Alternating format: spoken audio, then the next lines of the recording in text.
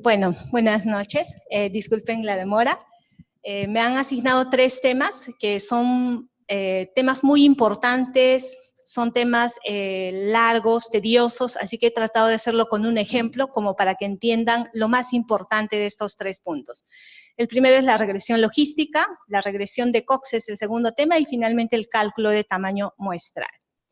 Vamos a empezar con la regresión logística. Les he hecho aquí un ejemplo para que vean, en las sesiones previas tengo entendido que han hecho una regresión lineal. Recuerdan que en la regresión lineal nuestra variable resultado debía ser una variable cuantitativa, en este caso la presión arterial, ¿sí? Con valores numéricos cuantitativos como los tengo aquí expresados. Y teníamos la dispersión, con este gráfico de dispersión tenemos los diferentes valores de presión arterial y en este caso lo he relacionado con el tabaco, de acuerdo al número de cigarrillos al día que fuman los diferentes individuos aquí seleccionados.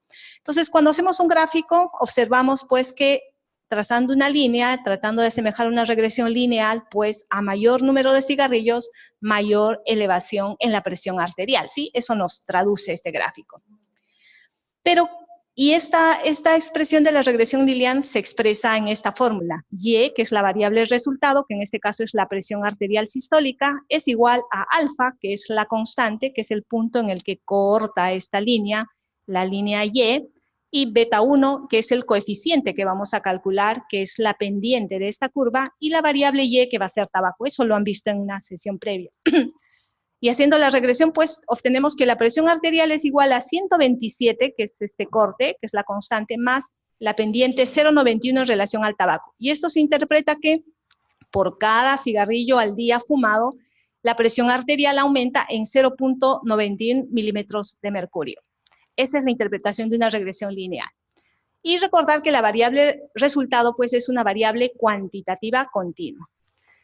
Pero, ¿qué ocurre si esta variable cuantitativa continua la transformo en una variable dicotómica? Simplemente si es o no es hipertenso. Intento hacer una regresión lineal y, lógicamente, la variable hipertensión será 0 si no tiene hipertensión y 1 si tiene hipertensión. Intento graficar una regresión lineal, pero como ustedes pueden ver, esta no me expresa absolutamente nada. Solo puedo indirectamente ver que el mayor número de puntos o individuos que no fuman, pues están agrupados en alrededor de 0, no hipertensos. Y todo lo contrario, el mayor número de individuos que son hipertensos, que es 1, pues están entre 20 o 30 cigarrillos, ¿sí? Pero no me traduce lo que realmente quiero cuando mi variable resultado la transformo en una variable dicotómica. Por lo tanto, esta expresión de la correlación lineal es no plausible cuando mi variable resultado se transforma en una variable dicotómica. Entonces, tengo que calcular ya no solo la hipertensión como un valor per se, sino la probabilidad de ser hipertenso. Y en este caso usaré esta fórmula para explicar este resultado. Y esta variable resultado solo puede oscilar entre 0 y 1. No puede tener valores mayores a 1 como lo es en la variable continua. Y entonces busco la forma de poder expresar esta probabilidad. Para eso, agrupo a los que fuman 0 cigarrillos, 10, 20, 30, 40, el número de individuos en cada grupo, y lo que me interesa es el número de individuos hipertensos en cada grupo. 1 en los que fuman 0, no fuman, 1 entre los que fuman 10, 4 entre los que fuman 20, 7 entre los que fuman 30 y 4 entre los que fuman 40. Y calculo la probabilidad de ser hipertenso cuando fuman 0. Será 1 entre 12, me sale 0.083, 1 entre 5, etc. Y así sucesivamente. Estas son las probabilidades. Y entonces ahora quiero graficar estas probabilidades en relación al número de tabaco, al número de cigarrillos, y obtengo esta curva.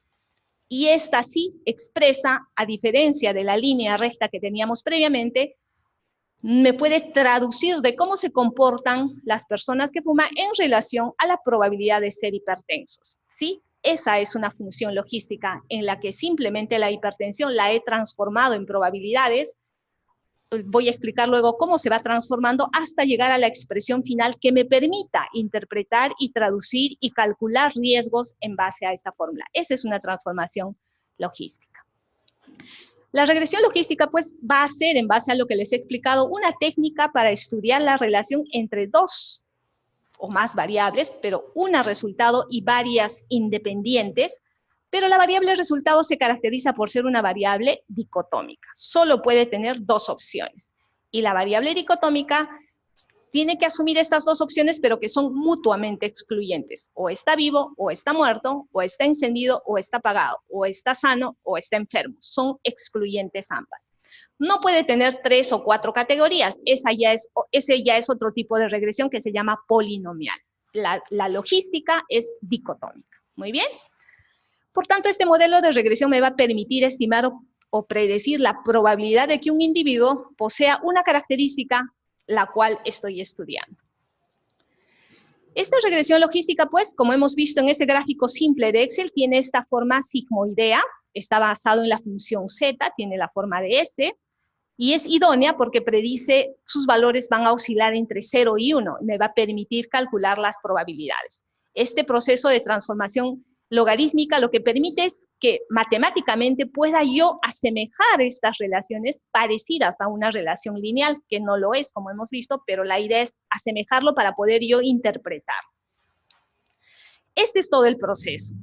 Como ustedes ven, la probabilidad de enfermar, la fórmula es esta, que es compleja, no necesito que la entiendan, pero luego transformo esta probabilidad de enfermar, ya que este valor es negativo, menos beta, y si aplico esta fórmula me van a salir valores no entre 0 y 1, sino en valores por debajo de 0. Y no puedo calcular la probabilidad con menos, ¿sí? No existe eso. Transformo esta negatividad multiplicando por algo positivo arriba y abajo y finalmente obtengo esta segunda fórmula. Pero luego necesito simplificar más la fórmula y voy a multiplicar por su valor negativo, o sea, 1 menos e a la beta 0 arriba y abajo, y aquí sería por 1 menos p entre 1 menos p, que es para hacer un odds, la transformación a odds, y la fórmula se va simplificando así. Pero aún obteniendo esta fórmula, los valores van a poder estar por encima de 1, tampoco me es útil. Y finalmente llego a esta fórmula, en la cual es el logaritmo de la probabilidad de enfermar sobre 1 menos la probabilidad de enfermar, o sea, su complemento simplemente, y la fórmula, miren, es beta más beta 1a, y es lo mismo que la regresión lineal, ¿sí? Es simple, ya no tiene la E, ya no tiene logaritmo, es simple como la lineal, solo que la variable dependiente ya no es presión arterial sistólica, sino es el logaritmo de la odds, ¿sí? De la probabilidad de enfermar sobre la probabilidad de no estar enfermo. Esta transformación logarítmica es el proceso de la regresión logística, la linealización de esta probabilidad. Y con esta fórmula es que yo puedo interpretar mis resultados. Y este valor sí va a oscilar entre 0 a 1. Y esa es la llamada transformación logística. Y voy a poder incluso calcular el OR en base a estos resultados. Entonces, esta es la fórmula, la probabilidad, el logaritmo natural de la probabilidad de enfermar sobre 1 menos p, que es su complemento, esto es un odds, y la fórmula es beta 0 más beta 1, igual que la regresión lineal, la constante más mi pendiente y la variable que voy a estudiar. Pero, como pueden observar, esto ya no es simplemente Y, presión arterial en cualquier valor, sino es el logaritmo de ser hipertenso en relación a no ser hipertenso. Eso es lo que es diferente en relación a la regresión lineal. Este modelo de regresión logística puede ser simple o múltiple.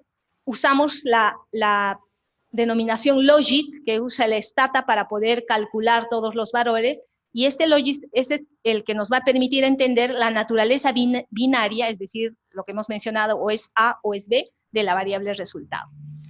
Va a usar un proceso de cálculo iterativo, que lo vamos a ver cómo calcula en Stata simplemente, denominado el proceso de máxima verosimilitud, que es distinto al de mínimos cuadrados que seguramente les han explicado en la regresión lineal. La ecuación de la regresión logística es esta, que ya la hemos visto, el logaritmo de la probabilidad de enfermar entre la probabilidad de no enfermar, y la fórmula se hace simplemente alfa más beta por x, ¿sí? El logaritmo es un logaritmo natural o neperiano, o sea, tiene la base de e.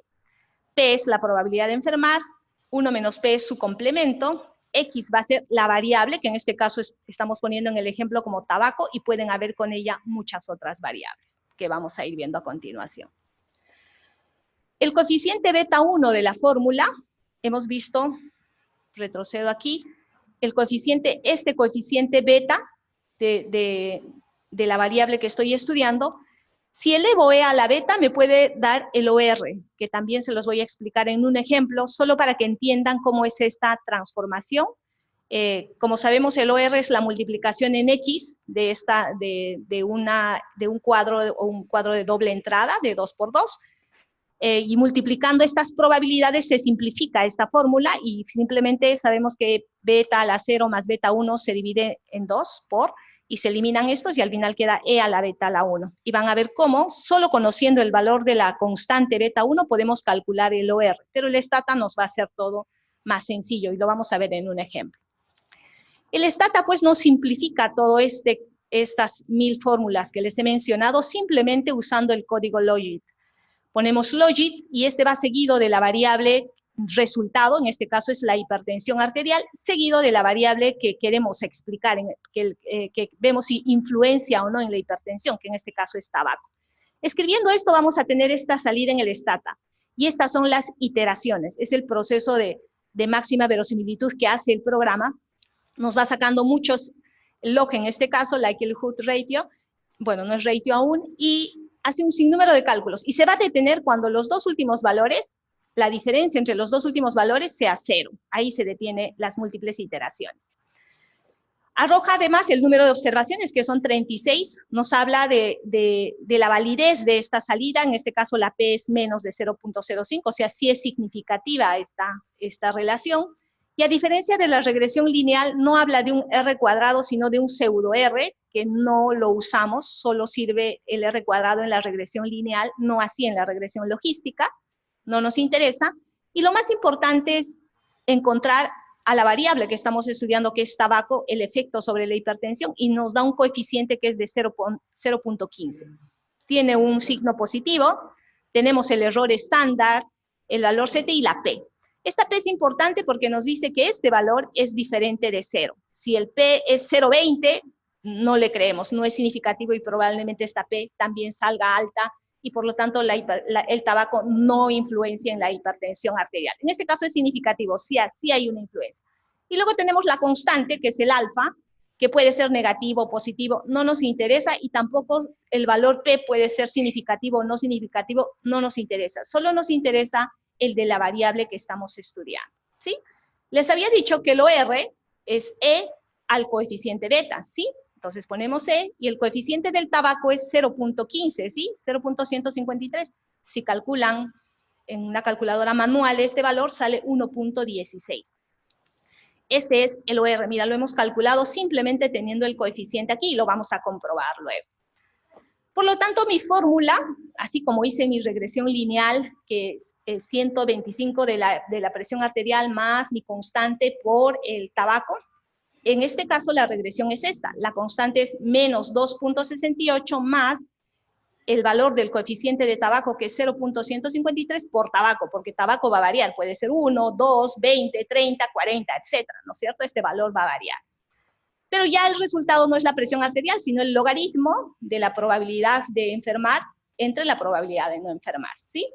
Entonces la interpretación sería, por cada unidad de cigarrillo, aumenta el logaritmo de la disparidad de la hipertensión arterial en 0.153. ¿Es compleja o no la interpretación? Es compleja, nadie la entiende, pero esa es la interpretación correcta. Por eso es que usamos los ORs en una regresión logística, pero estos valores aislados nos sirven para calcular los riesgos. O sea, si yo reemplazo en esta fórmula 40 cigarrillos, debo calcular la P para que me diga cuál es la probabilidad de que una persona que fuma 40 cigarrillos sea hipertenso, y me va a salir alta con seguridad. O sea, me puede ayudar esta fórmula a hacer el cálculo individual de tal persona que fuma 20 cigarrillos, del otro que fuma 1, etc.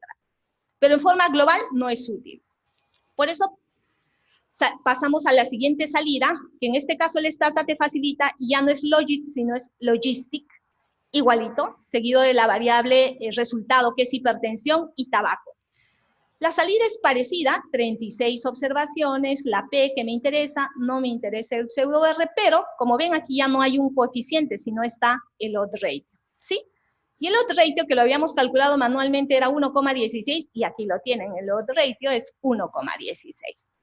Entonces aquí te arroja el 1.16 y cuando ya vemos el OR, pues nos fijamos, además de la P, en su intervalo de confianza. El intervalo de confianza de tabaco no debe pasar la unidad, porque si pasa es no significativo. O sea, podemos evaluar P o podemos evaluar el intervalo de confianza, ¿sí?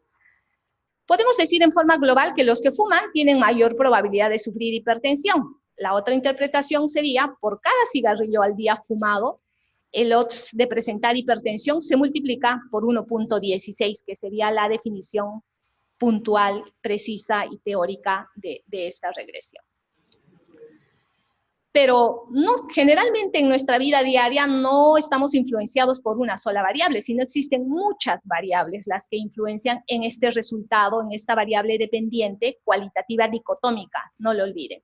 Entonces, además de una regresión logística simple, tenemos una regresión logística múltiple. Será el logaritmo igual de enfermar sobre no enfermar, alfa, pero ya no es solo beta 1 por x1, sino pueden ser beta 2 por x2, etc. Las variables que yo desee. Muy bien. La interpretación de cada una de ellas es la misma.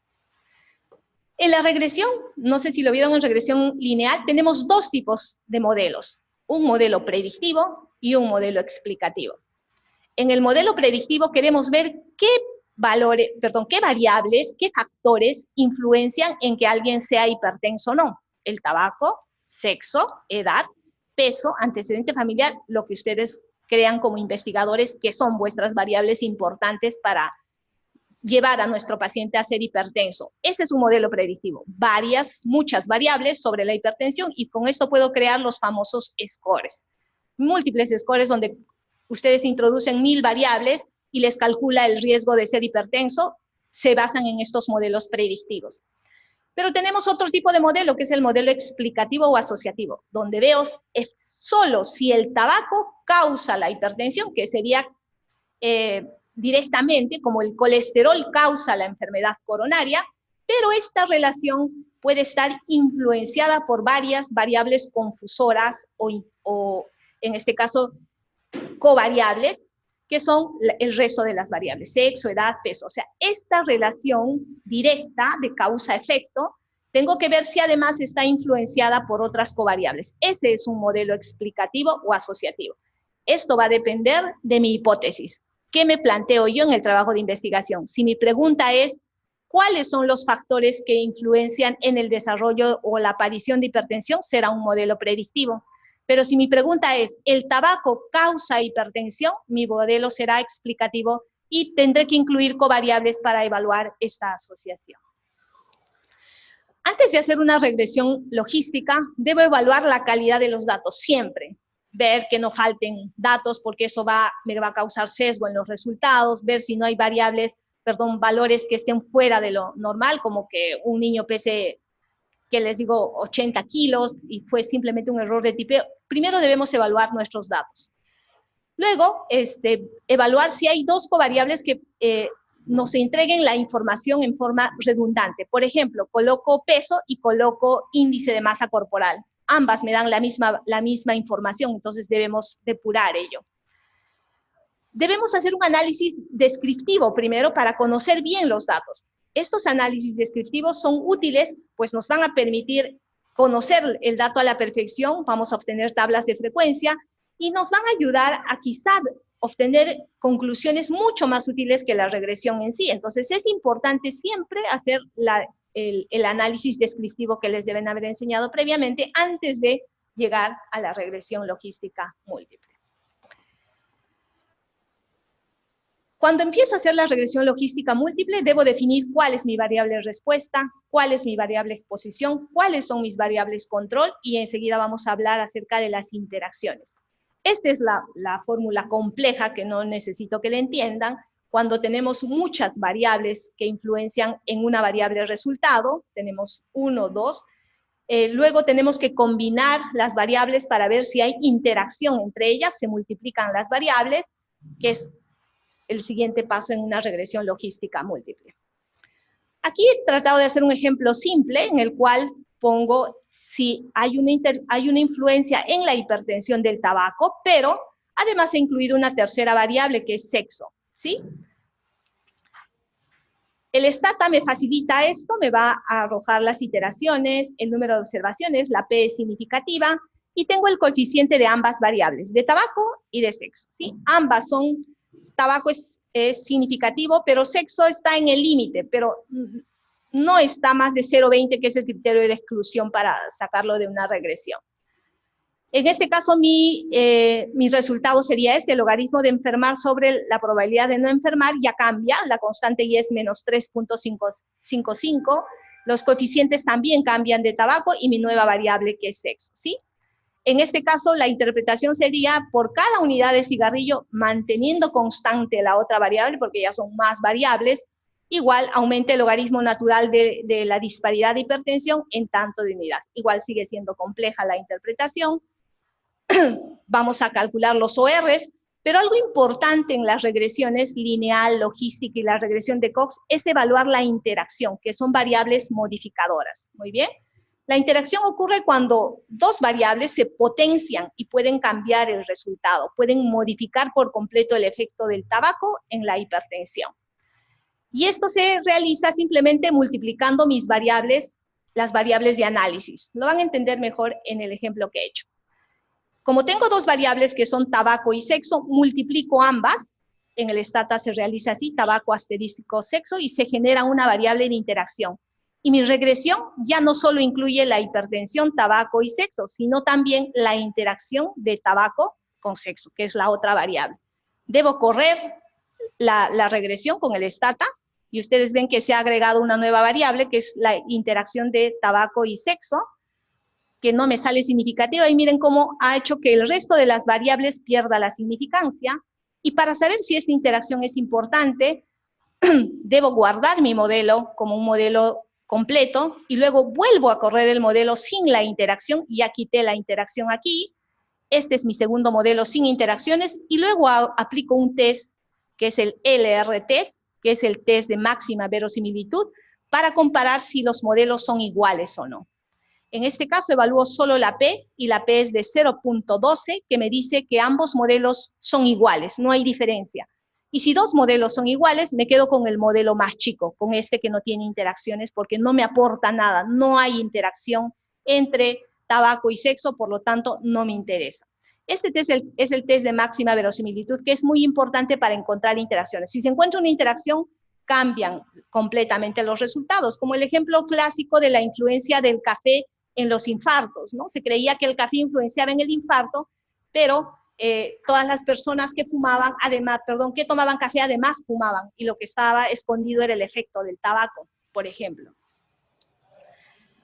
La evaluación de confusión es otro paso que debemos hacer, y esto se evalúa evaluando simplemente los ORs antes y después de incluir las variables. Acá tenemos un ejemplo. Por ejemplo, si observamos el efecto de la edad, raza y sexo, hemos obtenido un OR de 2.4, muy bien, pero si controlamos solamente por la edad, el OR es de 6.2. ¿Cuál de ambos ORs es el válido? ¿El que evaluamos solamente evaluando el efecto de la edad, o cuando evaluamos edad, raza y sexo? Y en realidad el valor real es este 2.4, porque este 6.2 estaba bajo efecto de otras variables que no habíamos controlado. Y cuando introducimos el resto de variables, nos sale el OR real de esa relación. Y el que hay que reportar es el de 2.4. El 6.2 no es el válido. Entonces, ese es el efecto confusor. Por eso es que cuando hacemos un análisis, a veces nos sale significativa una relación y tenemos que hacer una regresión para ver si eso es solo un efecto confusor o es efectivamente el resultado real, el efecto real. Y esto simplemente se calcula restando el OR crudo menos el OR ajustado sobre el OR ajustado. Esa es la magnitud. Si esto es más del 10%, hay un efecto de confusión. Si es menos del 10%, no hay un efecto de confusión sobre nuestra variable explicativa. La regresión logística tenemos que evaluarla para ver si cumplen algunos criterios para validar la regresión, y una de ellas es la bondad de ajuste del modelo. Esto nos dice qué tan bueno es nuestro modelo, y la prueba es la prueba de Pearson o de Hosmer-Lemeshoff, que simplemente ingresando en el Stata el LFIT nos arroja un valor P, y si este valor P es de más de 0.05, pues nuestro modelo está ajusta adecuadamente y lo podemos usar para explicar el efecto de una variable sobre otra. Debemos siempre escoger el modelo con menos variables. Como hemos visto, si hay interacción o no hay interacción, pues escogemos el más chico si no hemos demostrado que hay interacción entre uno y otro. La regresión logística, además, nos permite calcular la curva ROC. Simplemente colocando el ROC nos permite explicar si este modelo, en base a las 36 observaciones, nos muestra que, incluyendo solamente tabaco y sexo, podemos explicar la hipertensión en un 92%. Claro, este es un ejemplo, no es que sea de la vida real, pero en este caso el ejemplo nos encuentra un área bajo la curva bastante importante del 92%. Y esa es la ventaja cuando hacemos modelos predictivos, podemos calcular nuestras variables que hemos escogido, qué tanto predicen efectivamente, en este caso la hipertensión, calculando el área bajo la curva. La regresión logística múltiple, pues, finalmente la debemos interpretar con los ORs. Al igual como hemos hecho antes, ya no es logit, sino es logistic, e incluimos las variables, 3 variables en este caso, y obtenemos los ORs. Para tabaco 1.14, que era previamente 1.16, ha bajado un poco, y para sexo 7.54. Igual, concluimos que los que fuman tienen mayor riesgo, 1.14, de sufrir hipertensión, pero esto está ajustado a la segunda variable, que es la variable sexo, que es nuestra covariable en este caso. No podemos hablar, salvo sea un modelo predictivo, hablamos por separado de cada uno de ellos, pero si es un modelo explicativo, calculamos el valor, pero ajustando en relación a la otra variable. Este sería nuestro modelo final en la regresión logística múltiple. Sé que es un poco pesado, definitivamente para mí una regresión se entiende más en un taller porque hay que ir haciendo cada una de las cosas para entenderla, pero bueno, vamos a tratar de hacerlo lo más comprensible posible. El siguiente tema es la regresión de Cox. Esto es algo que vemos habitualmente en los ensayos clínicos. Estos análisis de sobrevida se caracterizan por ser un análisis inferencial, pero el objetivo ya no solo es una variable cuantitativa que era presión arterial sistólica o una variable dicotómica, no. Esta es una variable compleja en la que el evento resultado, que puede ser muerte o enfermedad, está asociado al tiempo. Se transforma en una variable compleja. Ya no solo tiene el evento, sino está unido el evento al tiempo. Eso lo hace en una variable resultado compleja. Entonces, el análisis va a consistir en seguir a cada uno de los individuos desde que empieza el estudio hasta que finaliza y ver qué ocurre con ellos, si hacen el evento o no hacen el evento. Si no hacen el evento, desaparecieron del estudio, se perdieron o hicieron el evento después del término del estudio y a eso le vamos a llamar variables censuradas. Les voy a explicar en un gráfico. Los elementos de la experiencia de sobrevida son importantísimos. Siempre debemos definir el evento. Generalmente lo definimos como muerte, pero puede ser un infarto de miocardio, puede ser la recurrencia de una infección, etc. El punto de inicio, cuando empezamos el seguimiento a los pacientes, qué tiempo seguimos a los pacientes, el periodo que transcurrió desde que empezó hasta que hizo el evento, o el periodo desde que empezó hasta que terminó y nunca hizo el evento el paciente. Este gráfico es para mí mucho mejor. Observamos que el estudio empezó aquí, terminó aquí, por lo tanto este es nuestro tiempo de inicio, nuestro tiempo de término, y tenemos diferentes individuos. La característica de esta regresión, de estas curvas de sobrevida, es que los individuos no todos empiezan en el mismo instante. Como ven, algunos se van incluyendo en el transcurso del estudio, ¿sí? Y eso no interesa porque igual cada paciente va a aportar con el tiempo de seguimiento que tenga. Pueden observar que algunos pacientes en un tiempo hacen el evento, que son los cuadraditos celestes, pero algunos otros se pierden en el seguimiento, que son estos rojos, que son las censuras. Entonces, le llamamos censura al paciente que no hace el evento, sino que se pierde. Llamamos censura al paciente que terminado el estudio no ha hecho el evento, o sea, empezó y terminó y no hizo ningún evento que estemos evaluando, por ejemplo, muerte, o lo hizo después del término del estudio. Esto ya no me interesa, terminó mi estudio y hizo el evento, no me interesa. Si al término del estudio no hizo el evento, también es una censura, ¿muy bien? O se murió por una causa que yo no estoy estudiando, por eso es importante definir mi evento. Si yo digo que va a ser muerte cardiovascular y se muere en un accidente de tránsito, no es un evento, eso es una censura, ¿muy bien? Entonces, esto es lo que hacemos en las curvas de sobrevida. Observamos a los sujetos que ingresan, cuánto tiempo están en el seguimiento y cómo terminan. Y todos los que no cumplan el evento, no hagan el evento, o se pierdan o hagan otro evento distinto al que hemos definido, se llamarán eventos censurados. Por lo tanto, la censura es importante, ¿por qué? Porque si yo tengo un individuo que empieza el estudio y termina y hace el evento, ese tiempo es importantísimo para mí. Pero si tengo un individuo que se pierde en el tiempo, no sé qué ha ocurrido después, si ha hecho o no ha hecho el evento. Por eso es que, de acuerdo al número de individuos que se pierden en los ensayos clínicos, va perdiendo poder los ensayos clínicos, porque no sabemos si el paciente abandonó el estudio porque la droga le cayó mal, no sabemos qué ha ocurrido con él, o ha hecho el evento y lo desconocemos. Entonces este número de censuras debe ser el menor posible en los ensayos clínicos, y es importante el seguimiento porque no sabemos lo que ocurre, y por lo tanto el resultado que queremos medir puede no ser cierto. Muy bien. Esta variable que hemos dicho es una variable compleja, ya no es solo un evento, sino es una variable ligada al tiempo. Se caracteriza por ser positiva, la curva está para arriba, no es una curva simétrica, pueden ver que es asimétrica, tienen la cola hacia la derecha, por lo tanto no tiene distribución normal, y por lo tanto vamos a usar pruebas no paramétricas para medirlas. Muy bien. Y necesitamos, al igual que en la regresión logística, realizar transformación de los datos para tratar de obtener una distribución simétrica, que es lo que vamos a hacer.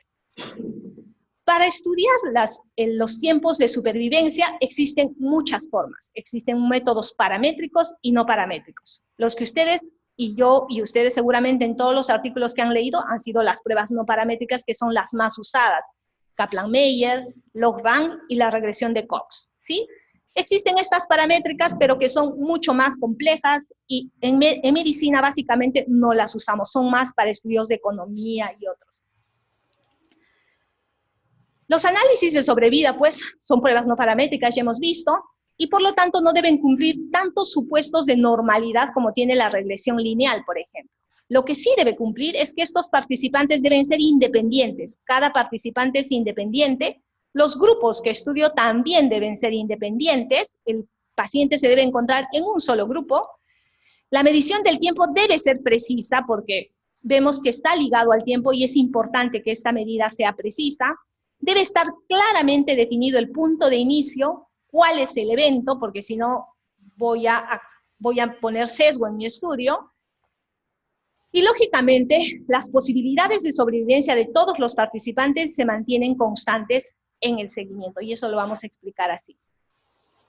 Esta es mi curva de sobrevida. Ustedes ven que empieza el estudio, tengo este paciente, hace el evento y por lo tanto mi curva baja una gradita, ¿sí? Tengo otro paciente, que es hace el evento en este tiempo, igual mi curva cae una gradita. Tengo otro paciente que hace un evento y mi curva de sobrevida cae un punto, ¿sí? Tengo aquí un cuarto paciente, igual hace que la curva vaya cayendo, y aquí tengo 3 censuras, miren, 1, 2, 3, pero la curva no cae, ¿sí? Se mantiene, solo la curva va a disminuir cada vez que haya un evento. Esta es la curva de sobrevida de Kaplan-Meier, que les voy a comparar con otras curvas en las que sí cuentan las censuras, pero aquí solo cuentan los eventos nada más, que es lo más importante. Eso es lo que ocurre con la curva de sobrevida, que la máquina lógicamente nos la va a calcular, pero gráficamente es esto. Al igual que en la regresión logística, en la regresión de Cox pueden existir los dos modelos, el predictivo o el explicativo. En este caso he desarrollado un ejemplo predictivo. Una variable dependiente compleja, hemos dicho, ya no es simple, es tiempo al evento, y una o más variables independientes, que pueden ser cuantitativas, cualitativas, dicotómicas, multicategóricas, las que ustedes gusten. El modelo de regresión de Cox, pues, les he traído un ejemplo, es una base de datos sobre recién nacidos pretérmino, es una cohorte de 158 recién nacidos, donde vamos a evaluar la sobrevida y los factores relacionados al mismo, ¿sí? Ya hemos hablado de los dos modelos, asociativo y predictivo, pero la pregunta de investigación en este caso que he planteado es, ¿cuáles son los factores relacionados a la sobrevida de recién nacidos pretérmino? Cuando pregunto cuáles son los factores, estoy hablando de un modelo predictivo. No estoy hablando de si, que les digo, un factor en especial causa que la muerte en los recién nacidos, alguna sepsis, por ejemplo, sino en general de varios factores, ¿sí? Pues entonces, nuestras dos variables, estamos definiendo las variables, serán las siguientes. La variable respuesta será tiempo a la muerte, ¿sí? El tiempo que transcurre desde que el niño nace, que es el tiempo de inicio, hasta la muerte. Esa es mi variable resultado, es una variable compleja. Y mis variables independientes o predictoras en este estudio fueron hipoxia, enfermedad de membrana hialina, peso al nacer, enterocolitis necrotizante, hemorragia intraventricular y sepsis, ¿sí? Esas son las variables predictoras. Aquí lo he graficado, la variable compleja y las variables independientes. Miren la fórmula, ya no me he detenido a explicar cómo, ya no es el logaritmo natural, sino son los Hazard, y igual E a toda la fórmula que es la que nosotros vamos a calcular, esta que es la que se asemeja a una regresión lineal. Para hacer los análisis de supervivencia existen dos métodos clásicos, que son el método actuarial y el método de Kaplan-Meier. Nosotros usamos más el Kaplan-Meier, pero les voy a explicar las diferencias entre ambas. Ambos procedimientos son no paramétricos. Este es el método actuarial. Obtengo mi tabla de sobrevida. La diferencia con el método de Kaplan-Meier es que los intervalos, el tiempo, está en intervalos de 1 a 2 meses, de 2 a 3 meses, etc. En el resto se parecen igual. Tengo el número de muertos, las censuras, la sobrevida, el error estándar y los intervalos de confianza. Este método actuarial tiene mucho rango de error en poblaciones pequeñas, por lo tanto, solo se usa cuando mi estudio es de poblaciones grandes. Se usa más en sociología que en medicina. En medicina usamos más el método de Kaplan-Meier, es el más usado. Van a observar luego en el cuadro que ya no hay los intervalos de confianza. Para que yo haga el uso de Kaplan-Meier, necesito transformar mis variables. Y para esto uso este comando que es el stset, seguido de la variable tiempo y seguido de la variable evento. Aquí lo puse stset, tiempo de seguimiento, y f, que es la muerte en este caso. Ni bien ingreso esto, mi base de datos se transforma y crea 4 nuevas variables, que son las variables de sobrevida. Y me dice que ha creado la base de datos y recién puedo hacer análisis de sobrevida de Kaplan-Meier. Aquí les muestro la tabla de Kaplan-Meier. Pueden observar que el tiempo ya no está en intervalos, sino son tiempos fijos, por lo tanto tiene menos rango de error en relación a la tabla actuarial. En lo demás son igualitos, los muertos, las censuras, la sobrevida, el error y el intervalo de confianza. Muy bien. Esta es una curva de Kaplan-Meier, una curva de sobrevida global. Observamos cómo, bueno, aquí son muchos pacientes, no se ve, pero cómo la disminución es como en graditas. En cambio, en la actuarial la disminución es en líneas oblicuas. Esa es la otra diferencia entre ambas. Pero igual es solo por el tamaño muestral y los intervalos o los tiempos fijos. Esta es la curva clásica de Kaplan-Meier. Ya les he explicado que cada recta es un evento y en este tiempo pueden haber 1000 censuras, pero nos interesan los eventos que hacen que la sobrevida disminuya. La ventaja en Kaplan-Meier es que podemos comparar dos curvas, ¿sí? Por ejemplo, aquí he comparado los que tuvieron y no tuvieron hemorragia intracerebral. En rojo están los que tuvieron hemorragia intracerebral y en celeste los que no tuvieron. Ven que las curvas son diferentes, ¿sí? Los niños que tuvieron hemorragia intracerebral, pues, tuvieron una mortalidad mayor al inicio, y luego las curvas se van juntando, ¿sí? Esto hace la Kaplan-Meier, me permite comparar curvas. Gráficamente parece que sí son diferentes, ¿sí? Pero necesito saber y medir si esa diferencia es estadísticamente significativa o no, y para eso se usa el log-rank test. Es una prueba no paramétrica también. Esta es la variable de entrada, STS test. Pongo la variable que estoy estudiando y me arroja una P, que en este caso es significativa. Quiere decir que los niños que tuvieron hemorragia intracerebral en comparación a los que no tuvieron, sí tuvieron peor mortalidad los niños con hemorragia intracerebral con una P significativa, ¿sí? Pero ¿cuáles son las limitaciones de este log-rank test? Por ejemplo, aquí hice un análisis de la enfermedad de membrana hialina, y las curvas se separan pero se entrecruzan. Cuando las curvas se entrecruzan, puede tener problemas para detectar las diferencias entre ambas curvas. El loss test me dice si hay o no hay diferencia, pero no me cuantifica cuánta es esa diferencia, ¿sí? Y tampoco me permite estudiar el efecto de covariables. O sea, yo puedo estudiar el efecto de la membrana hialina en el evento a muerte de estos recién nacidos, pero no puedo ver si a esto le influencian las otras variables o no. Solo hace evaluación con una variable nada más. Esas son las limitaciones del log-rank test. Pero para cuantificar la diferencia usamos el hazard ratio. Para eso se crea. Que a diferencia del odds ratio, ustedes ven que el odds ratio lo calculamos una sola vez, es una relación que mide el pasado. En cambio, el hazard ratio es un valor dinámico, va cambiando en base al tiempo que vamos siguiendo al paciente. Y el hazard ratio es una tasa más que una probabilidad. Esas son las diferencias del odds ratio y el hazard ratio. La función hazard tiene 1000 nombres, lo van a encontrar con todos estos nombres en la literatura, la razón inversa de la razón, la fuerza de mortalidad, la razón instantánea de la falla, etc. Hay 1000 formas de definirlo, pero lo conocemos más con hazard ratio, por si lo encuentran, y esto es lo que grafica. El que no tiene riesgo seguirá esta curva, el que tiene un hazard 2 tendrá esta curva, el que tiene un hazard 4 esta otra, y como ven, mientras mayor es el hazard, menor es la sobrevida. Y esto es lo que busca. Queremos ver que la diferencia entre las curvas, miren cómo el hazard se mantiene en el tiempo, y esa es la idea, eso es lo que busquemos, esa proporcionalidad de diferencia entre las curvas. Aquí hice el cálculo del hazard ratio de los que estamos estudiando, de la hemorragia intracerebral, y me arroja un hazard ratio de 3.9, ¿sí? Igual que en la salida de la regresión logística, en este caso usamos STCOX, no es necesario que se le memoricen, pero realmente es muy útil manejar el STATA, porque escribiendo 3, 4 palabras puedes obtener 1000 cosas. El STCOX me arroja en este caso la salida de la regresión de Cox, igual me calcula un P para ver si esta influencia es significativa o no, y me calcula el hazard ratio, que en este caso es 3.9, vemos que la P es significativa, y nos interesa el intervalo de confianza que no debe atravesar la unidad, ¿sí? Debemos observar más cosas aún. La regresión, al igual que las otras, también existen modelos múltiples, o sea, ya no solo introducimos una variable, sino otras variables. La regresión de Cox se caracteriza porque la usamos muy frecuentemente, o la usan muy frecuentemente en los ensayos clínicos, y en los artículos que ustedes lean, lo que más van a encontrar son las regresiones de Cox. El objetivo es buscar si varias variables independientes influencian en la variable resultado, que ya hemos mencionado se caracteriza por ser compleja.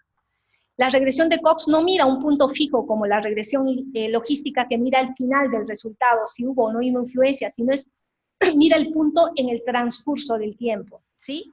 El hazard ratio por eso nos es útil, es una variable dinámica, no es estática como el OR. Existen muchos métodos para hacer regresiones. El forward, cuando voy de a pocos incluyendo una variable y voy viendo cómo influye en mi regresión. El backward, cuando ingreso todas las variables y voy quitando de una en una las que no son significativas para quedarme con un modelo final, o los modelos mixtos donde puedo combinar ambas. Para este ejemplo he escogido el de incluir todas e ir retirando una a una. He incluido todas las variables que en mi análisis bivariado me salieron importantes. Habían otras que no eran importantes, ¿sí? Aquí tengo la regresión de Cox. Miren, STCOX, he incluido todas las variables: hipoxia, enfermedad de membrana hialina, la enterocolitis necrotizante, HIV, sepsis, y le pongo no HR porque primero no quiero que me calcule el hazard, sino los coeficientes, que es lo que quiero evaluar, ¿sí? Hago la regresión, me arroja esto, y observo que las variables de hipoxia y sepsis tienen unas P's no significativas, y las retiro del estudio. Bueno, esto no es así de sencillo, tengo que evaluar la influencia clínica, si son importantes para mí, las sigo dejando en el estudio, pero para efectos de explicarles, ese es uno de los criterios por los cuales retiro. Si tienen una P muy alta de 0,8, las retiro de mi regresión. Esta regresión debe cumplir supuestos. Uno es la proporcionalidad, que ya les explicaba que las curvas, la idea es que siempre se mantengan separadas en forma proporcional. Testes residuales, que los vamos a ver gráficamente nada más. Observaciones influyentes, bondad de ajuste y la capacidad predictiva del modelo. La más importante es la proporcionalidad. Es un supuesto que debe cumplirse sí o sí. Y esto es el supuesto de proporcionalidad. Al final es como la curva, pero se hace un sinnúmero de pasos para demostrar que las curvas son paralelas. no se entrecruzan. Y ese es el supuesto que debe cumplir mi regresión de Cox, ¿sí? Ese es el supuesto de proporcionalidad que debemos evaluar. La bondad de ajuste, cuando también hago 1000 transformaciones, la idea es que esté siempre alrededor de la línea. Les he traído aquí 2 gráficos, pueden observar que aquí se separa un poco de la línea central, en cambio aquí se trata de mantener alrededor. Esta, por ejemplo, tendría una mejor bondad de ajuste que esta, ¿sí? Así evaluamos para ver el cumplimiento de los modelos de la regresión de Cox. Evaluamos la capacidad predictiva, tenemos una forma de evaluar que nos arroja este test, que es de 0.78, y esto nos dice pues que mi modelo es capaz de predecir, tiene una muy buena capacidad predictiva del 78%, parecido a la curva ROC en el modelo de regresión de Cox, es esto que también debo cumplir, y mientras más alto sea, es mejor, lógicamente. Mientras más cerca esté a 1, es mejor mi modelo. En la regresión de Cox, pues, me interesa más el hazard porque los coeficientes me ayudan a calcular, pero no para una interpretación general. Por lo tanto, debo calcular los hazard ratio parciales para ver cómo influye cada una de las variables en la variable resultado. Para evaluar los hazard ratio, igual hago la regresión, ya no pongo no HR que ponía para los coeficientes y me arroja de frente los hazard de cada una de las variables que he considerado importantes. He retirado las 2 que eran con P no significativas y ven aquí las P significativas, los intervalos de confianza no atraviesan la unidad y estos son los hazards de la enfermedad de membrana hialina 2.68, de la enterocolitis necrotizante 5.6 y la hemorragia intracerebral 3.1 en mi regresión, ¿sí? Podemos observar que el hazard ratio de la hemorragia intracerebral era 3.9, como cuando combino todas las variables disminuye a 3.1. Ese es el efecto confusor que les mencionaba. O sea, el valor real del hazard es 3.1, no es 3.9, porque aquí era el efecto puro de la hemorragia intracerebral, pero cuando combino con otras variables disminuye, y este es el valor real. Le estoy quitando el efecto confusor de las otras variables. Esa es la confusión que ejercen las variables y que las regresiones me permiten corregir al valor real de la regresión. La interpretación final sería pues que la membrana hialina incrementa el riesgo de muerte en los recién nacidos pretérmino 2.6 veces más rápido, porque recuerden que es una variable dinámica en comparación a los que no padecen, la enterocolitis necrotizante 5.6 y la hemorragia intracraneana 3.1 veces más rápido. Ese es el modelo de regresión de Cox. Ya me preguntarán si tienen alguna duda, es bastante amplio en realidad. Y finalmente el cálculo de tamaño muestral, que siempre queremos hacerlo y es complejo, van a ver las 1000 fórmulas, que no me voy a detener a explicar cada fórmula, sino aquí hay formas más sencillas de hacerla y hay cosas que ustedes deben dominar en el cálculo. ¿Por qué calculamos el tamaño muestral? Porque cuando queremos estudiar, no podemos tomar a todo el conjunto de elementos cuya característica queremos estudiar. Queremos tomar una subpoblación de ella, un subconjunto, que cumpla esas características. Y que si esta muestra es adecuada, si este proceso de extracción de muestra es adecuada, pues voy a poder generalizar mis hallazgos a toda la población. Entonces, la idea de calcular un tamaño muestral y los diferentes procesos de muestreo para que sea óptima mi cálculo de tamaño muestral y el proceso de muestreo, pues lo que busca es que los resultados de mi estudio puedan ser generalizados. Eso es por lo cual debemos calcular el tamaño muestral. Tengo diferentes poblaciones, puedo tener un universo diana, por ejemplo, como soy cardiólogo he puesto pacientes con infarto ST elevado, pero no a todos los puedo estudiar, busco una población accesible, que serán los pacientes con infarto ST elevado que puedan acceder a un intervencionismo, a una sala de hemodinamia. Luego busco una población elegible, serán los que entren en hemodinamia y que no tengan contraindicaciones para ICP y en una fecha que yo busco estudiar. De ello, escojo mi tamaño de muestra. ¿Por qué es necesario calcular un tamaño muestral? Lógicamente porque voy a gastar menos si estudio a toda la población que si estudio un grupo representativo y reducido de la población. No puedo abarcar con recursos humanos estudiar a tanta población. La naturaleza, muchas veces la sustancia que voy a usar puede causar algún daño, entonces mientras pueda controlar a un menor número de personas, le pueda hacer un seguimiento más estricto, es mejor. Muy bien. Y bueno, cuando se hacen estudios de encuestas, por ejemplo, las dificultades geográficas hacen imposible abarcar toda la población por lo que es importante tomar un tamaño muestral. No en todo debo calcular un tamaño muestral. Si estoy haciendo un registro, un estudio descriptivo, no lo necesito, pero sí es indispensable hacerlo en los ensayos clínicos, cuyo cálculo de tamaño es complejísimo, no me he detenido a hacerlo, en los estudios epidemiológicos, los estudios observacionales, que son los casos y controles y las cohortes, y en las encuestas, que son los estudios transversales, que es donde se calculan los tamaños muestrales. Para el cálculo de tamaño muestral, lo primero que debo saber es si tengo una población finita o una población infinita. Llamaré finita cuando puedo contarse el número de elementos con los que cuento, por ejemplo, el número de médicos en un hospital, los habitantes de Lima, y la población infinita es cuando el número o es extremadamente grande y es imposible contabilizar todos sus elementos, por ejemplo, los peces en el mar, granos en la arena, que no me es factible. Entonces a eso le llamo una población infinita, o porque simplemente la desconozco y la puedo denominar como población infinita. Esta es la fórmula del cálculo del tamaño de una muestra finita e infinita, que parece fea, pero es sencilla. Como ven, estas son las cosas que yo debo conocer para el cálculo de tamaño muestral. Tengo un n, que es el tamaño de muestra que yo estoy buscando, el tamaño de la población o el universo, que es n mayúscula, z, que es el parámetro estadístico, vamos a ir hablando de cada uno de ellos, e es el error que yo voy a escoger, p, la probabilidad de éxito, y el 1p, la probabilidad de no éxito o de que no ocurra el evento. El tamaño muestral es el número de elementos que yo quiero escoger, es lo que estoy buscando, y es el n menor, sea en la población infinita o en la población finita. El tamaño de la población universo que puedo o no conocer, si conozco usaremos esta fórmula, si desconozco usaremos la fórmula pequeña. Z es el parámetro estadístico, que es el nivel de confianza, es el grado de certeza que está expresado en porcentaje con el cual voy a realizar mi estimación. Yo lo decido, esto lo decide el investigador. Quiero trabajar con un nivel de confianza del 95%, que es la mayoría de sus estudios, mi valor Z será de 1,96. Quiero trabajar con un 90% de nivel de confianza, mi valor Z será 1.645. Esto está en las tablas de muchos textos, ¿no? Quiero trabajar con un 99% de confiabilidad, mi valor Z será 2.58. Ya está establecido. Bueno, esto es para 2 colas. Ya si mi hipótesis es de una cola, son otros valores que los puedo buscar en los diferentes libros de estadística. Entonces, el Z es el valor que corresponde al nivel de confianza, ¿sí? Luego el error. El error es con qué error quiere trabajar el investigador.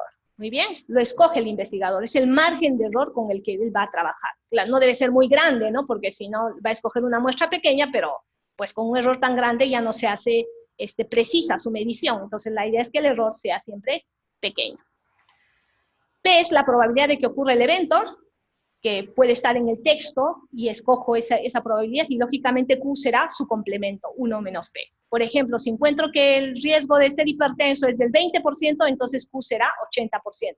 Pero si no se conoce la P, no ha encontrado la probabilidad de padecer una enfermedad, pues se otorga a ambos el 50% para el cálculo del tamaño muestral. Aquí les he traído un ejemplo.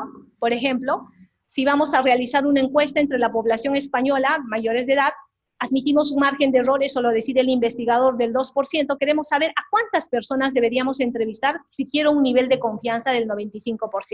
Entonces, la primera pregunta es, el 95% de nivel de confianza, ya les he mostrado en la tabla, equivale a 1,96, no necesitamos hacer este cálculo, corremos a las tablas y observamos que su valor es de 1,96. Lo segundo es, ¿mi población es finita o infinita? No conozco el tamaño de la población, por lo tanto mi población es infinita, no sé cuántos españoles hay. Entonces usaré la fórmula simplificada, ¿sí? La chiquita, n, z, p, q sobre el error. Y esto es sencillo, z vale 1,96 al cuadrado por, como no conozco la probabilidad de ser mayor o no, le pongo 0,505 a cada uno. Y el error que el investigador ha escogido, que es del 2%, que sería 0,02. Y por tanto mi tamaño muestral sería 2401. Es un ejemplo sencillo, pero que es más o menos lo que buscamos hacer y cómo cada definición tiene que centrarse para calcular el tamaño muestral. Si mi población es finita, ya tengo que incluir el n mayor, que es el tamaño de la población. Les traje aquí un ejemplo. El número óptimo para un estudio de 60.000 personas, estableciendo un nivel de confianza del 95% y un margen de error del 3% sería, igual ya tengo una población finita, uso la fórmula grande, Z nuevamente es 95% de confianza, igual sale 1,96. Como no conozco P y Q, no me dicen, entonces uso 50-50. El N mayor, que ya me dicen aquí que son 60.000 personas. El error, que me está diciendo que está asumiendo un error del 3%. Otra vez N-1, Z, que es 1,96, y P por Q nuevamente. Aplico la fórmula y me sale una población, un tamaño muestral de 1091. Es para que más o menos vean cómo significa cada uno de estos y cómo usar cada uno de estos valores en el cálculo del tamaño muestral. Pero eso es cuando calculo proporciones. ¿Qué ocurre si lo que quiero es calcular una variable continua? Si mi variable va a ser el tamaño muestral, pero de una variable continua.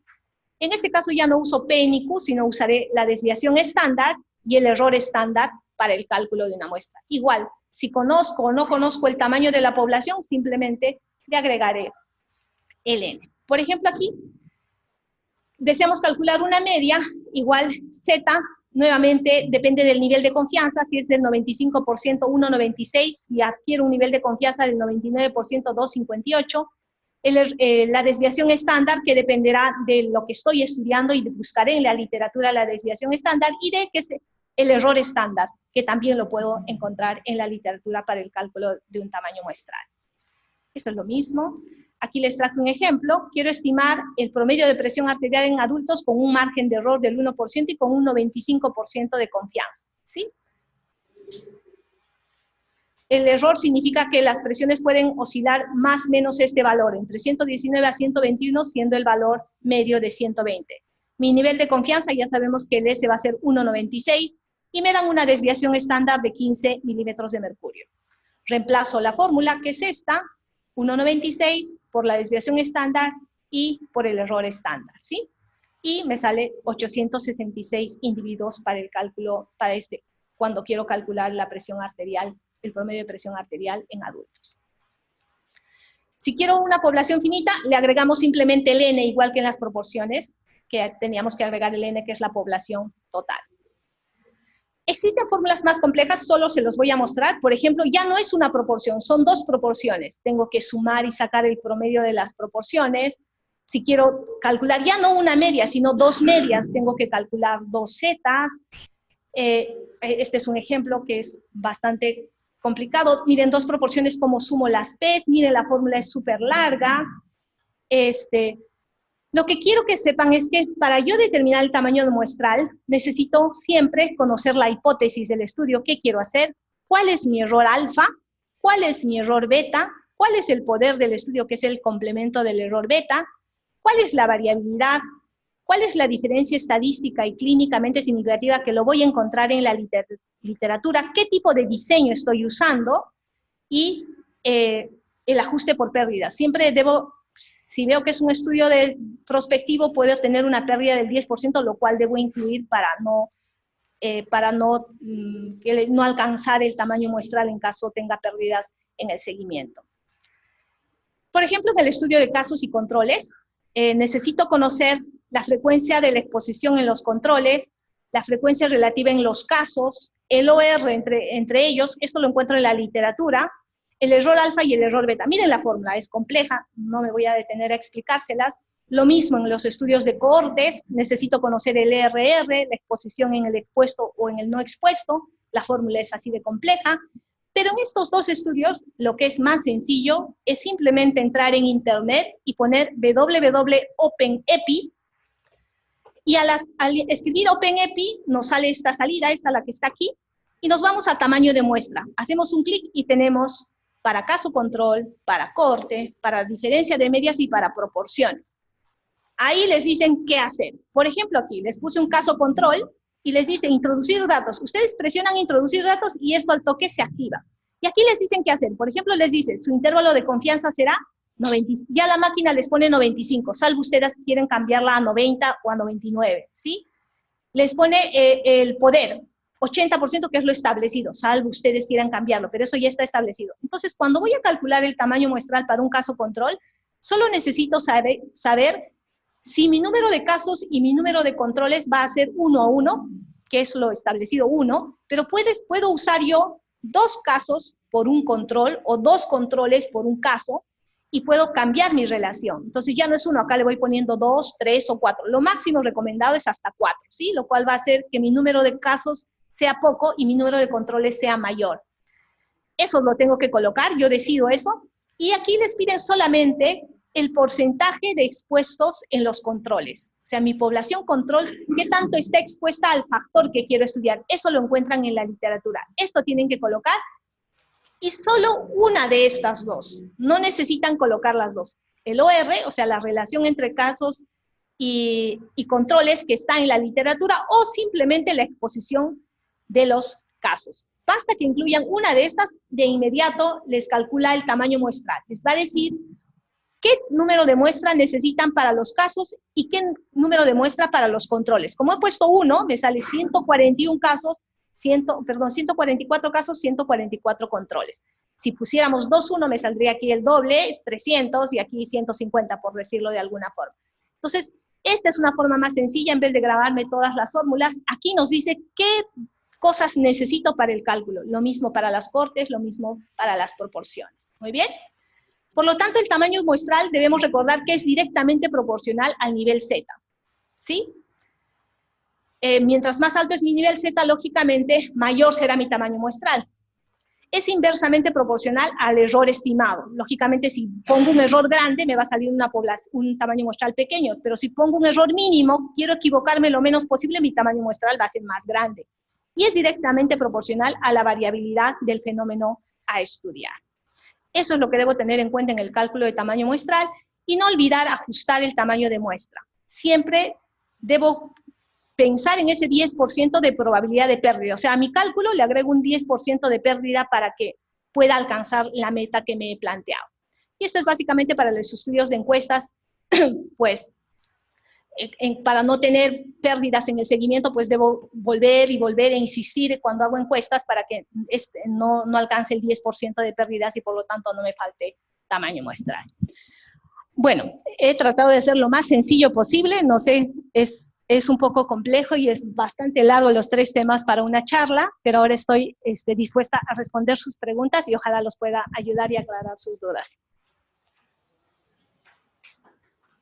¿Ustedes tienen un test?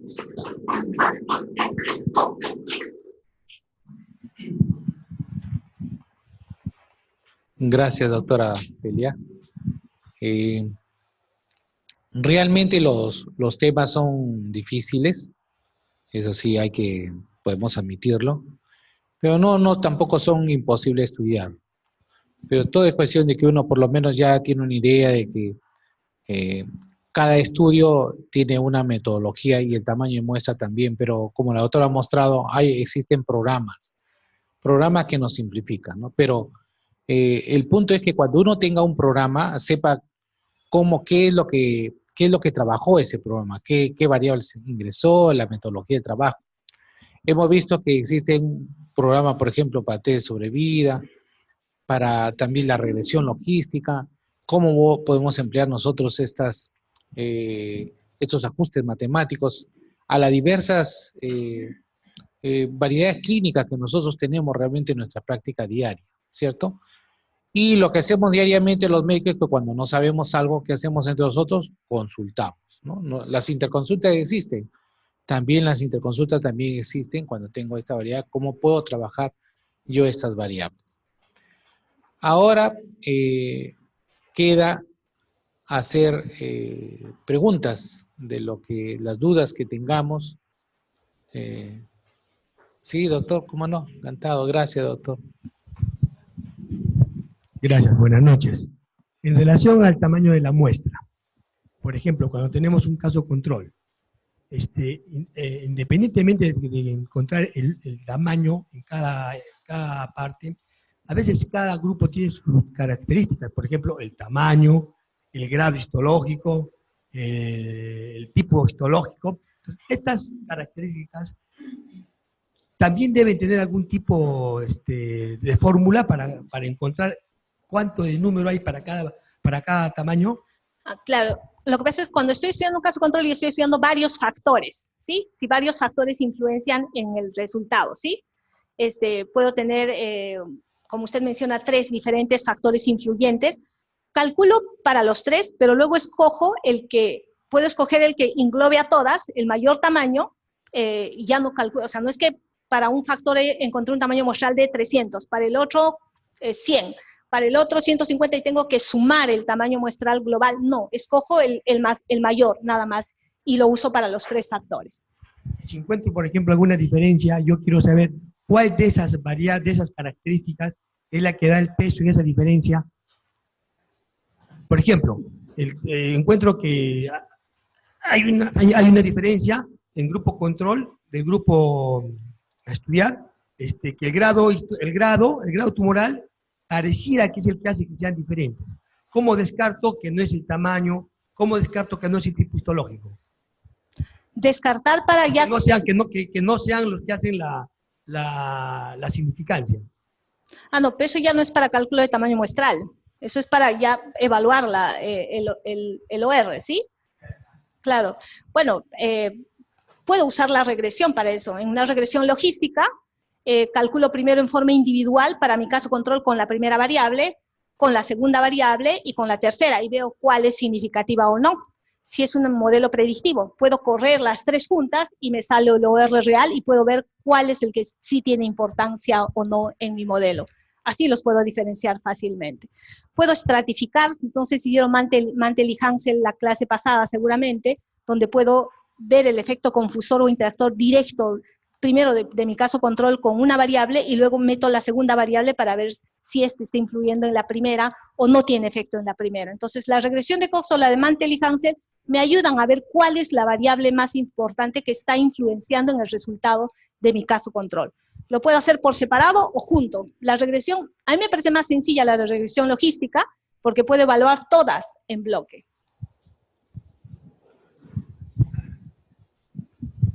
Doctora, tenemos también, bueno, acá les he compartido el chat que nos están pasando dentro del Zoom y también ahí hay un aporte en la doctora Graciela Balbín, en la cual nos comparte la web para tamaño de muestra.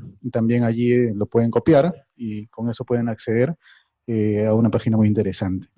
Una consulta del Consejo Regional Tumbes, doctora, es ¿cuál es el impacto en el estudio de optar por más de un control para un caso, en el estudio de casos y controles? La ventaja es que, por ejemplo, si lo que voy a estudiar son casos raros, por ejemplo, a ver qué sería, tumores cardíacos, por ejemplo, que no es una patología frecuente, y quiero estudiar como caso y tengo más controles, sujetos que no tienen tumor cardíaco, ¿sí? Como voy a encontrar poquitos y me sale 150 en el caso y 150 en el control, me va a ser difícil encontrar 150 tumores cardíacos. Entonces, ¿qué hago? Quiero un caso por 4 controles. Entonces, mi población va a ser 100, bueno, lo voy a reducir, 10 casos por 40 controles, ¿me entienden? Entonces, cuando mi caso es raro, escojo darle un peso de 1 y escojo darle un peso de 4, que puedo poner 2, 3, pero lo máximo aceptado es 4 a mi control. Y así puedo alcanzar el tamaño muestral global, pero teniendo más población que me es más fácil encontrar, que serían los controles. Entonces yo escojo cuál va a ser la proporción, pero sobre todo es cuando hay pocos casos, y entonces necesito más controles para sopesar los pocos casos que tengo, y mi proporción caso-control la voy modificando. Doctora, buenas noches. Quería hacerle una pregunta. ¿Hay algunas consideraciones especiales que hay que tomar en cuenta cuando establecemos o tamaño muestral, por ejemplo, para establecer una curva de normalidad? Por ejemplo, crecimiento en la población, digamos, peruana, hasta los 5 años. O sea, estaría buscando de alguna forma estandarizar unos criterios que, digamos, sirvan para toda la población en general, ¿no? En ese sentido. Si debo tomar algunas consideraciones especiales aparte de una fórmula muestral simple. Bueno, en ese caso, ¿cuál va a ser la variable resultado? ¿Qué cosa voy a medir al final? Lo que estaría buscando sería, digamos, o velocidad de crecimiento o talla, digamos, promedio, digamos, durante 1, 2, 3 años hasta los 5, digamos, algo así. Ya, bueno, en ese caso lo que estoy buscando es una variable cuantitativa, ¿sí? porque voy a ver el cambio de la medición. Entonces ahí usaría las fórmulas de variable cuantitativa de poblaciones o finitas, si conozco toda la población del Perú, pero ahí más que el cálculo de tamaño muestral, lo complejo va a ser el muestreo de esa población, cómo voy a seleccionar. Pero usaría esa población. Bueno, no soy experta en estudios poblacionales, pero asumo que esa sería la fórmula muestral para usar.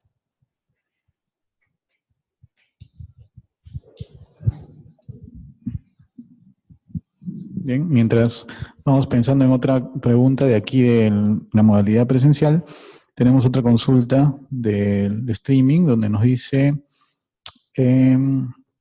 ¿cuándo usar Kaplan-Meier o regresión de Cox? ¿De qué depende su uso?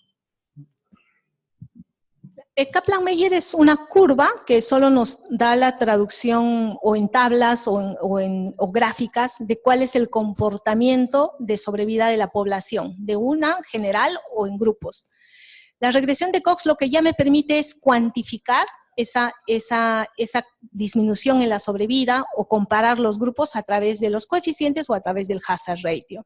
Entonces la regresión de Cox me permite acceder a mayor información y mayor detalle, porque como he mostrado la curva, me dice cuánto muere por periodos, etcétera, pero cuando comparo grupos y quiero compararlos a través del hazard ratio ya de velocidades de riesgo, pues la regresión de Cox es más adecuada. La curva de sobrevida de Kaplan-Meier solo me permite evaluar una variable, no me permite evaluar todas en conjunto. Hasta 2 puedo comparar por subgrupos, pero no me permite hacer más análisis. La regresión de Cox me permite evaluar la influencia de muchas variables, más de 2 variables, 3, 4 variables en el efecto resultado o el efecto global de todas ellas. ¿Alguna otra pregunta? Aquí tenemos otra en la que nos menciona, así como el EpiInfo, ¿hay algún, pasó una palabra creo, sobre libre para la regresión de Cox?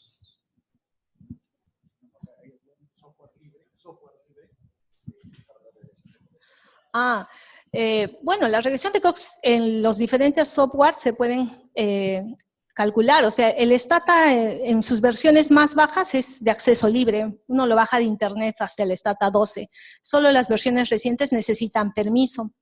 Podemos usar el SPS también para la regresión de Cox, cualquiera de ellas. Y me olvidaba para el tamaño muestral, yo he puesto el EpiInfo porque me parece sencillísimo, te dice qué hacer, pero tenemos otros programas, el EpiData, el Stata también lo podemos usar, pero hay que tener un conocimiento más preciso porque es más complicado calcular con el Stata para el tamaño muestral. En cambio, el EpiInfo es sencillísimo. Para estos grupos, básicamente casos, controles y cortes, te dice exactamente qué necesitas averiguar en la literatura para calcular. Otra pregunta más. ¿Es necesario calcular una muestra para un estudio de validación de un instrumento? Bueno, cuando les mostraba, existen un montón de fórmulas, por ejemplo, en los ensayos clínicos para cada subtipo de ensayo clínico, y de hecho, para los test de validación, para los test diagnósticos, también existen fórmulas que ya no les he incluido, que hay que poner el likelihood ratio para calcular el tamaño muestral, pero ya son cosas mucho más específicas, pero sí, o sea, cada vez que uno quiere calcular un tamaño muestral, tiene que recurrir a un estadista, porque son fórmulas especiales y podemos usar el Stata, pero necesitamos saber qué necesitamos específicamente. Como les digo, para tamaño muestral por diferentes estudios necesitamos, por pruebas diagnósticas, el likelihood ratio. Este solo incluye los 4 tipos nada más para los estudios observacionales, básicamente. Pero no hay para test diagnóstico, hay que buscar. En el Stata se puede calcular, pero es más complejo. Ok. Aquí tenemos otra pregunta más. A ver, se me fue. ¿Qué diferencia, por favor, doctora, hay entre los estudios de cohorte y los de supervivencia? Los estudios, los ensayos clínicos son estudios parecidos a los de cohorte. Se parecen en que pues los seguimos en el tiempo y vemos qué ocurre. Pero la diferencia es que el estudio de cohorte es un estudio en el cual yo simplemente observo el evento, no intervengo. En cambio, los ensayos clínicos yo intervengo con una droga y los voy siguiendo. Eso los hace diferentes. Ahora, las curvas de sobrevida las puedo usar en ambos estudios. Las curvas de sobrevida la puedo usar en un estudio de corte. La curva de sobrevida es un instrumento estadístico que yo puedo usar para analizar mi estudio de corte o para analizar mi ensayo clínico, que es un estudio experimental también. O sea, lo puedo usar para ambos lados. Entonces, no son diferentes, sino que la curva de sobrevida es un instrumento que puedo usar tanto en el estudio de corte como en el ensayo clínico.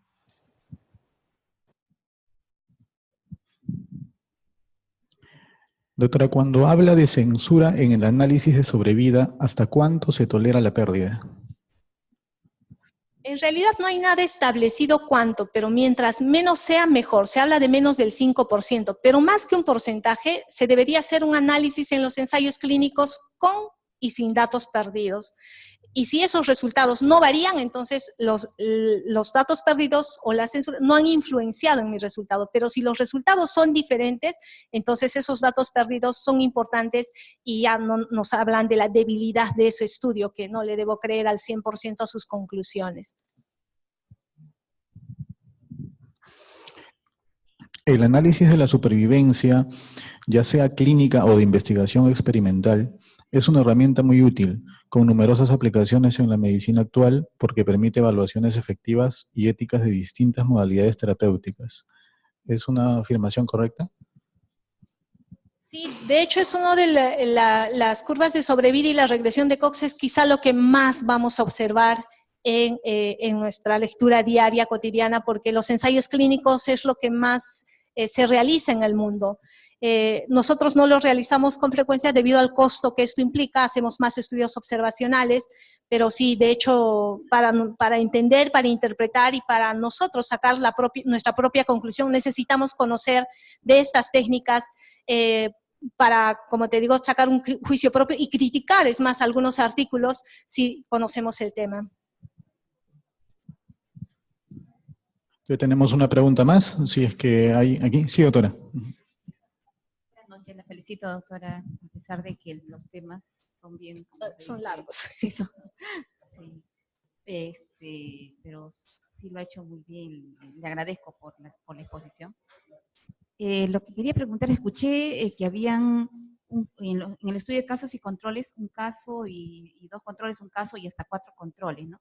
Pero también escuché, me parece, 2 casos, 2 controles, ¿puede haber así? No, me equivoqué. Es por cada caso puedo con más controles. Caso y no me conviene. Ya. Y entonces sería lo óptimo un caso... Lo ideal es que sea 1-1. Es lo ideal. Pero, como le digo, ya cuando yo no tengo muchos casos, es que busco sopesar mi población duplicando o triplicando o cuadruplicando el número de controles para tener, cuando tengo menos casos, ¿no? Para cubrir la población total. En ese mismo sentido, doctora, o sea, ¿es mejor 1-1 o aumento, digamos, la fidelidad de mi estudio si tengo más controles que casos? O sea, 4-1, por ejemplo, 4 controles con un solo caso. Cada vez que aumento más ese número, ¿fidelizo más mi investigación o no? No, por eso es que no está permitido más. Lo ideal es que sea 1-1, pero usamos ese artificio para tratar de alcanzar el tamaño muestral, pero básicamente porque tengo pocos casos. No voy a alcanzar y al número de casos establecido. Es básicamente por eso, pero lo ideal es que más bien sea 1-1.